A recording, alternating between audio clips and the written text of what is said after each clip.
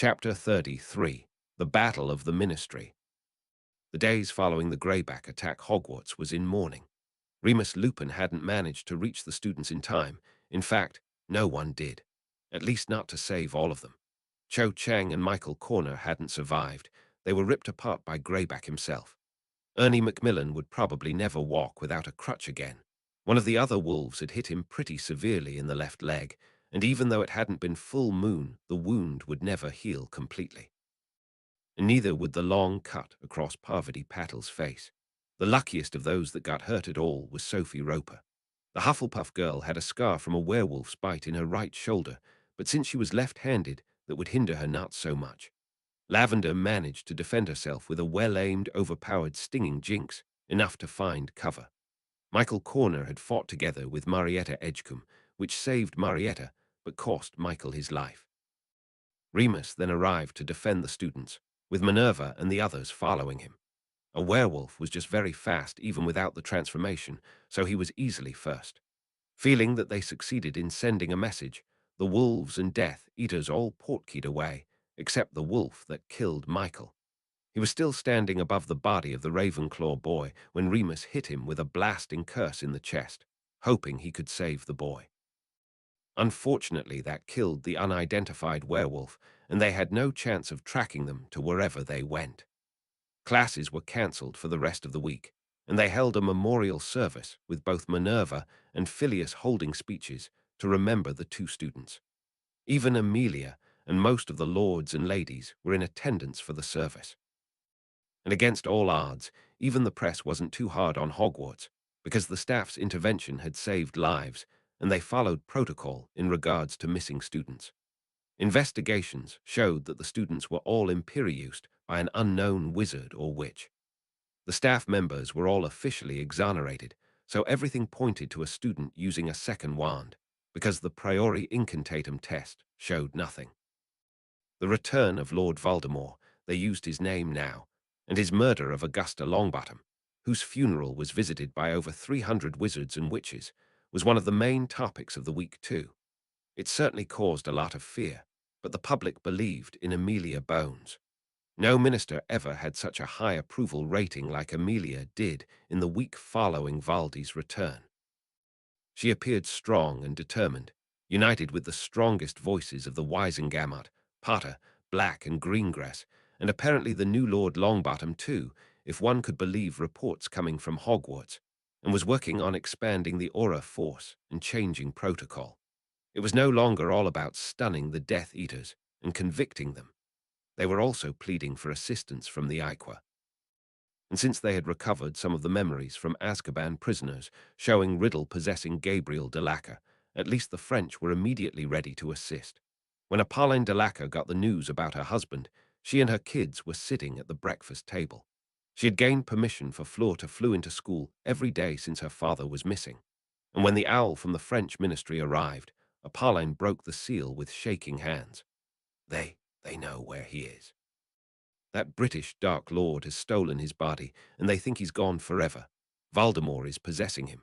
She dropped the letter and started to cry. Yes, the news was not unexpected, but to know it was something different. Gabrielle, crying too, came over and hugged her mother tightly, while Fleur ran off. The elder of the two de Lacca daughters had inherited much more of the Vila blood than her sister. It was even more dominant than in her mother. She certainly had a temper, and that hardly ended well with the Vila traits. On her way out into the garden, she felt the familiar feeling of the partial transformation, her face getting sharper and looking more and more like a harpy. She knew that she'd end up throwing fireballs around without being able to control it. That had happened a few times, and she got real upset. That's why she left the house, not wanting to leave even more scorch marks on their walls. But this time it was different, because the moment her feet touched the grass, two gigantic wings burst from her shoulders. She transformed completely, something that is very rare in half-Velas, nearly unheard of in quarter-Velas like her. Only moments of great emotional distress could cause that. And so she flew, feeling the wind in her face like on a broom, but much more intense.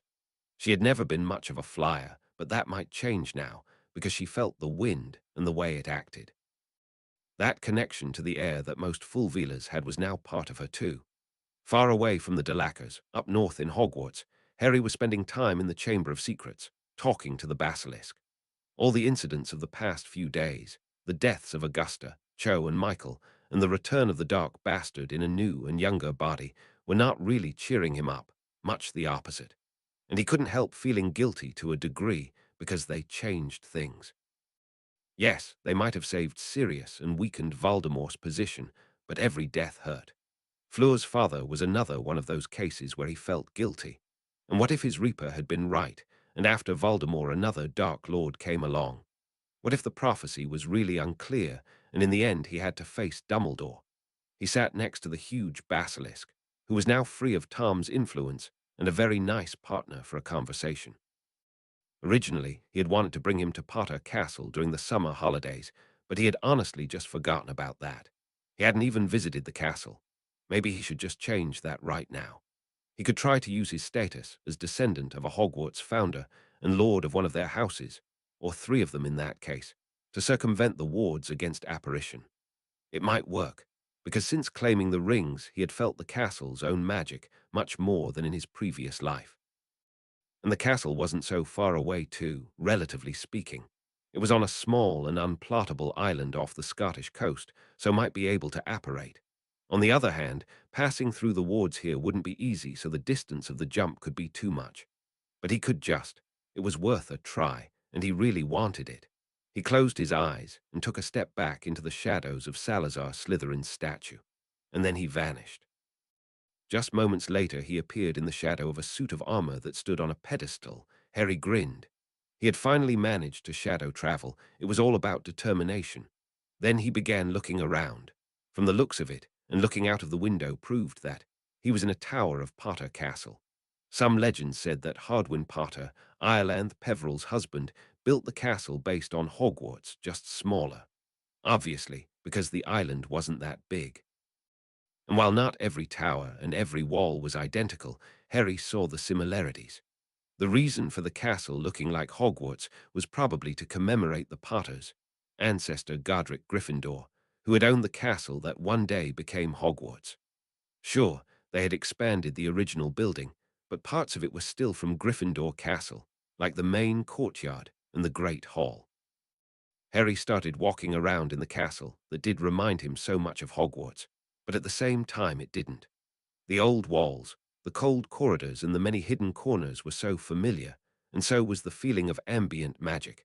But Potter Castle was much quieter, one could say. The few magical pictures with figures in them were ancestors, mostly in the Ancestors' Hall. Thanks to some of the paintings back at the manor and the family magic, he knew already a lot about that building. The catacombs, the ritual chamber, the meeting chamber with the round table in it, something that one of the Peverils managed to grab during the fall of Camelot. He had been a knight himself, and the secret tunnel to the island's small harbor. Truly a magnificent place. And since the dungeons were massive and part of a tunnel system under the whole island, it was an ideal spot for the basilisk. He just needed to relocate her at some point. Though he could do that just now, actually. He was able to create a portkey after all, and since it would be going out of Hogwarts, and not the other way around, it wouldn't even be hard. Harry went to the closest storage room. Truth be told, he just opened a random door and grabbed a piece of rope that he then enchanted to be a portkey. The destination of it would be the dungeons. Sure, it wasn't the easiest piece of magic, but doable. The shadow travel back to Hogwarts was rather easy now. After managing it once, it seemed just so simple. Now he told the basilisk about his plan, and she was looking forward to her relocation, especially because Harry promised that the house elves would feed her. He gave her the rope to bite on it and spoke the activation phrase to send her away. Hogwarts was now officially basilisk-free. Tom Riddle was sitting in his manor and finishing up his next big plan. The prophecy was still in the Dom, and that would be his next target. And because he was enjoying the sight of it, he had his prisoner Dumbledore tied up in the room with him. You know, Albus, I never expected you to fall so low. Evil mastermind that I did know, but wow, what you did to Potter is even worse than what I did. Weakening the prophecy's boy for me, how nice of you. Not that it really worked out, though. He escaped his family. Dumbledore tried saying something, but Riddle's silencing spell was too strong. That was a truly hilarious sight, Voldemort thought. and because he was enjoying that very much, he continued to tease the old wizard. And the best thing is, Albus, that I found a way to get to the prophecy without stealing it myself. The unspeakables do have a few very nice tricks. By the end of this day, I'll know what the secret is, the lines you didn't tell anyone. The old wizard was shocked. Yes, he believed Tom when he said that he could recover the prophecy without going himself, and he couldn't let that happen. Harry and the others might hate him for his unconventional methods of reaching his goals, but he still wanted Riddle to fail. So he closed his eyes and channeled his power into a rebellious flare of magic that broke both the silencing and the incarcerous charm and set him free. Albus had always been good at wandless magic, but a skilled wizard with a wand, or a handful or auras, would still win against him. His hope had been the element of surprise, but not with Tom Riddle. Lord Voldemort saw it coming. He even wanted it to happen. Just killing Dumbledore as a prisoner and not as an opponent in a fight felt wrong. As much as he hated the old man, Albus deserved more. And so Tom Riddle easily deflected the stunners and cutting curses with which Dumbledore started off. The noise made some of his Death Eaters come into the room, watching a showdown between their lord and Albus Dumbledore. It wasn't a long fight. The captivity had weakened Dumbledore. Still, he used quite some impressive elemental magic, which normally would have been very dangerous, but after months of Dementor exposure, it was much weaker. Any normal wizard would have probably been defeated by that, but Tom Riddle wasn't normal, and so he just sent the spells back at Dummels. Albus Dumbledore stumbled backwards, but he didn't fall. Not yet, at least. With all the power he still got, he summoned Angel's Fire, a less destructive and wild variation of Fiendfire. He surrounded himself with it to block all incoming spells and let the flames lash out a few times, but not too successful. Tom's counter-attack was violent and harsh, because he was getting annoyed by Dumbledore. His Fiendfire consumed Albus' protective flames and surrounded the old wizard. He, the Dark Lord, knew that he was strong enough to keep the Fiendfire controlled while casting another spell, and that is exactly what he did. Avada Kedavra. Yes, it wasn't too special, but it would keep the old meddler's body unharmed so he could send a message. Besides, it was kind of his signature spell, and if he didn't manage to kill Potter with it, then at least Dumbledore. The green spell went right through the fire, and with a loud popping sound, apparently breaking the last shields Dumbledore still had, they all heard the sound of a body hitting the ground. And then the flames stopped flaring and died down, only to reveal the body of the once so great Albus Percival Wulfric Brian Dumbledore. His beard had taken a bit of damage from the flames, but aside from that, he looked unharmed. Augustus Rookwood was the first to rush forward and check if he was dead, and indeed, Albus Dumbledore was dead. Now the Dark Lord could and would enact his grand plan. Harry, after checking that the basilisk had reached her destination, which she had, shadow-traveled into Minnie's office. The Marauder's map had told him that she was together with Remus and Severus, so he thought he could just startle those three. And you two do agree that we need to implement more security measures. After that werewolf incident, we need to be even more careful. Remus and Severus both nodded. The headmistress was indeed correct. While the wards were strong and improved now, they still had secret passages, probably more than the marauders knew of, and other weaknesses, especially spies within the castle. Before either of those two could reply, though, the portrait of Diles Derwent interrupted. Mr. Potter, while I appreciate it that you study a lost method of travel, it is not proper to just shadow travel into the headmistress's office. Harry. Hey, Uncle Mooney, Severus Minnie. Thought I'd drop by to tell you three that I managed to shadow travel. I visited Potter Castle. Reminds me very much of Hogwarts. The three of them began congratulating him, and so did most of the portraits. Headmistress Derwent did so too after he explained the Marauder's map, and that he knew who'd be up here, and that they'd allow him to do so. Oh, and before I forget it, I solved your basilisk problem, made a portkey, and brought her into my castle. That did indeed lead to confusion and surprised exclamations. Portkeys into Hogwarts were even more complicated, but out of Hogwarts were anything but easy either. Basically impossible for someone who was not headmaster or a founder's heir, apparently. The absence of the basilisk did certainly make the castle an even safer place, and it enabled them to restore the Chamber of Secrets for educational purposes. Once Harry managed to disable the Parseltongue wards, they could go there and visit it with Professor Bagshot. Besides, Professor Babbling too wanted to look at it and decipher the runes that kept the whole place undetected. But before Harry could continue talking about that, he felt a strong buzzing in the back of his head. Oh God, what's that? Harry. Sorry, my head's buzzing. Fuck. That bastard is making his move and going for the prophecy. He stepped closer to the fireplace and grabbed a handful of flue powder, but then Severus and Remus were standing next to him, both wanting to accompany him. No, just one of you, please. With the Ministry strong this time around, he won't make a big assault. It's probably a distraction either way. You really think he'd invade the Ministry during the day?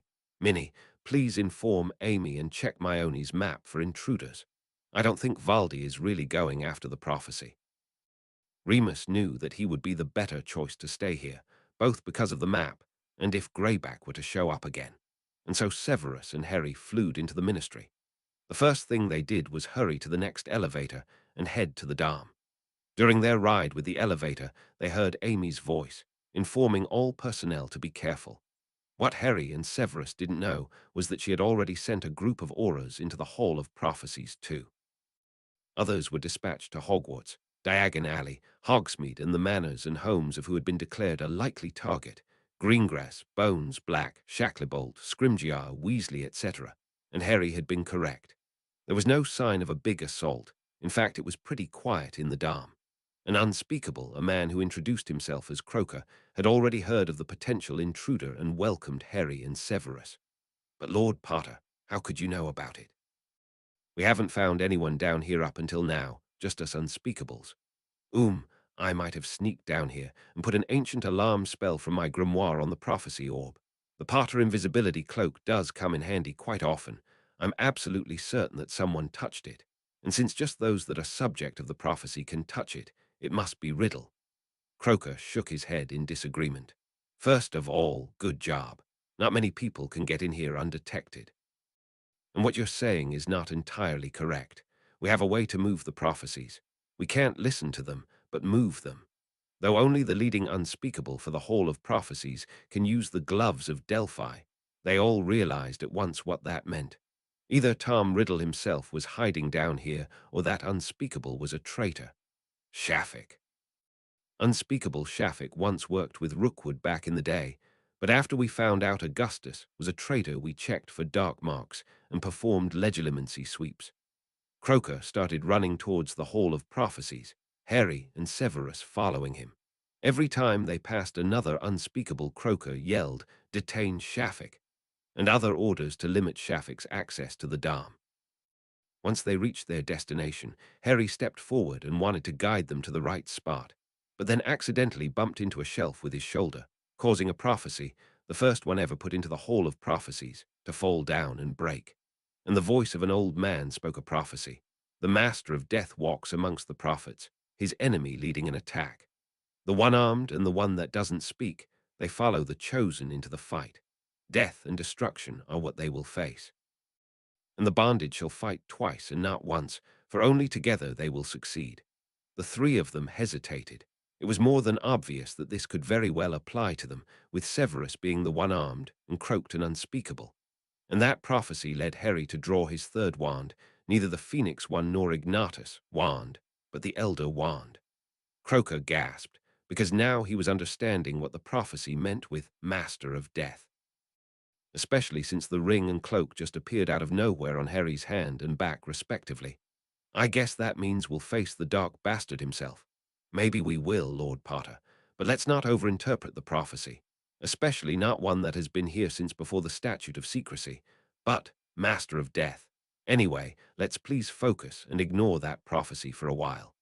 Harry nodded. Croaker was correct. Maybe it would mean something completely different. Now he had to focus on the main problem, Unspeakable Shafik. Samuel Shafik had been an Unspeakable for many, many years. As a member of the sacred 28 family Shafik, even though not the main branch, he was easily able to climb the ranks in the ministry. Besides, he was a powerful wizard. He and Augustus Rookwood had once been a formidable team, and it had been Augustus that introduced him to Tom Riddle. A brilliant and strong man, even though sometimes a bit insane. Though never an official member, He had been an asset of the Death Eaters all along, and once he had heard of the resurrection, he had contacted the Dark Lord. For him, it was no problem to retrieve the prophecy, and he hardly cared who was in charge, as long as he would get support for his experiments, most of which were very immoral. He knew that his cover was blown the moment Unspeakable Jackson had attacked him, but he didn't care. Samuel was brilliant, and he had a backdoor into the ministry, a secret passageway. Riddle would send some of his minions, and he could go and deliver the orb. Once he reached the room with the veil, he stopped running. No one but him had ever made any success in dealing with the ancient artifact, at least in the last 3 centuries. Sure, he didn't know what it really did, but he had managed to create a device that could manipulate the veil's energy and create a portal to whatever location he wanted. And with the coordinates of Riddle Manor, he did just that. The white energy turned blue and he stepped through. Just moments later, Bartemius Crouch Jr., Augustus Rookwood, Antonin Darlohov, and Rodolphus Lestrange appeared. They were ready, wands drawn, and in dueling robes. Augustus retrieved the device Samuel had created and started guiding his fellow Death Eaters towards the Hall of Prophecies. The 20 Auras Amelia had sent into the Dam, led by Alistair Moody, had met up with Harry, Croker, and Snape and started searching for Shafik, which wasn't easy at all. After a few minutes, an Unspeakable approached Moody and Croker. "I have something." One of the alarms triggered, none of the usual ones though, a special creation of mine. Shafik couldn't have known about that one. I'll take you there. Half the Auras and 4 Unspeakables, Croker, and 3 that were battle-trained, as well as Severus and Harry all followed the man, while the rest of them secured the Dam. Little did they know that the man circumventing all the usual Dam wards and tripping only an unknown, special one, wasn't Samuel Shafik, but Augustus Rookwood, accompanied by 3 very dangerous and powerful Death Eaters. Crouch Jr. was just as brilliant as Augustus and Nathaniel. Antonin Darlohov was ruthless and a cold-blooded killer, and despite being an idiot sometimes, Rodolphus Lestrange was nearly as brutal and crazy as his wife. And because they weren't expecting 4 Death Eaters but 1 Unspeakable, the Auras got ambushed and lost 5 of them within seconds. What then followed was much more impressive than the last battle in the Department of Mysteries, Harry thought. After the first moment of surprise, they all got into a defensive formation, half of them putting up big shield charms, while the rest started firing. Yes, only Moody, Severus, and Harry were a match for the Death Eaters' skills and experience, but they were outnumbering them. Severus began dueling Rodolphus Lestrange, and while he would have normally finished him in under a minute, his left arm, or rather the lack thereof, was a bit of a hindrance. He was slowly getting used to it, but to oversimplify it, his balance was off, so he needed to readjust. The potions master completely ignored the madman's comments about his betrayal of the Dark Lord and proceeded to push Rodolphus further towards a wall, eventually taking him every chance of movement. Still, both of them were vicious fights, and neither backed down or fell. Harry and Croker, with additional aura assistance, were taking on Rookwood and Darlohov. Well, truth be told, Harry dueled Rookwood on his own because Croker, while knowledgeable, was struggling against the battle mage Darlohov and needed aura assistance. The duel between Harry and Augustus was by far the most impressive one, nearly as insane as the fight against Diary Riddle. Yes, Harry had fought on the run. He had infiltrated the ministry once. He had won the Triwizard tournament and dueled Riddle. He had war experience, but Rookwood was much more trained and probably just as skilled in magic. In some areas, even much more skilled. But Harry was an accomplished elemental magician and master of death, which evened out the fight. After blocking a killing curse with a conjured rock, Harry stepped back and vanished into the shadows before appearing behind Rookwood. That element of surprise gave him the chance to hit the former Unspeakable with a blasting curse in the back, which succeeded. Harry then deflected an organ-dissolving curse from Darlohov, which was distraction enough for Rookwood to get back up. He spat out blood, and while they exchanged curses, he began talking to Harry. "Shadow travel. You can't be older than 13, and no one in centuries has even managed that." "How, Potter?" Harry laughed, while beginning to put a bit more energy into his spells. He couldn't keep that up for long, but he wanted to end that quickly. "Ha, you'd like to know that, don't you? I'm the fucking master of death." Yes, Harry was gloating, and he was actually having fun because he could not only keep up with Rookwood but actually defeat him. And yes, he was a little bit arrogant, but for the most part that was justified. Still, that had negative consequences. Because the other big duel was Alastair Moody against Bartemius Crouch Jr. And while that seemed to be rather balanced, Barty was younger and just as competent. Neither of those two held back at all, and both used the occasional unforgivable, because Moody thought it was justified, and well, Barty had no hesitation whatsoever. Some of those curses hadn't been seen in action since Grindelwald's war, and not even the Dark Lord knew them. Moody and Crouch SR, though had studied those as high-ranking auras, and Crouch Jr. had more than once looked into his father's hidden spellbooks. It was a demonic flame curse combined with transfiguration of the floor underneath Moody into quicksand that changed back into stone once the old wizard's feet were trapped, followed by a bone liquefying curse, a nasty scarlet flash of light that ended the old aura's life. Barty's laughter combined with the painful scream from Moody, followed by the sight of his body collapsing due to the liquefied bones, got the attention of nearly everyone in the room. Severus just snarled, Sectum Sempra, and beheaded Bella's husband before rushing over to Moody and sending off half a dozen curses onto Barry Jr. Sure, he had his issues with Moody, but he was a more than competent fighter, and after damage control, he came to visit him in the hospital wing after hearing that he cut off his arm with the mark on it. They were at least friendly and respected each other. Harry, who had still been gloating during his fight with Rookwood, got distracted by Moody's death, giving the former unspeakable the chance to throw a gigantic blasting curse into Harry's and Croker's direction, giving himself and Dolohov the chance to make a run for the Vale. Barty was a lost cause by then.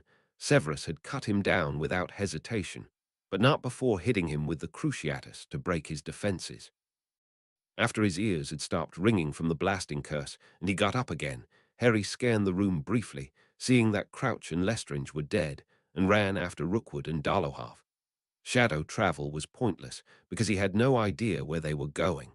He nearly got hit by a part of the ceiling falling down, aftermath of the blasting curse. The Dom had taken quite some damage from the fight. Death and destruction are what they will face. Harry couldn't help but remember that prophecy and realize how accurate it was. Once he caught up with the two Death Eaters, he just saw them disappear into the blue shining veil before reverting back to its normal color. A small magical device next to it exploded due to a delayed self-destruction spell by Rookwood. The two Death Eaters were gone, and Moody was dead. Harry screamed loudly out of frustration, exhaust, and sorrow. A while before Rookwood and Dolohov stepped through the veil, Samuel Shafik had done so too, carrying the prophecy for the Dark Lord.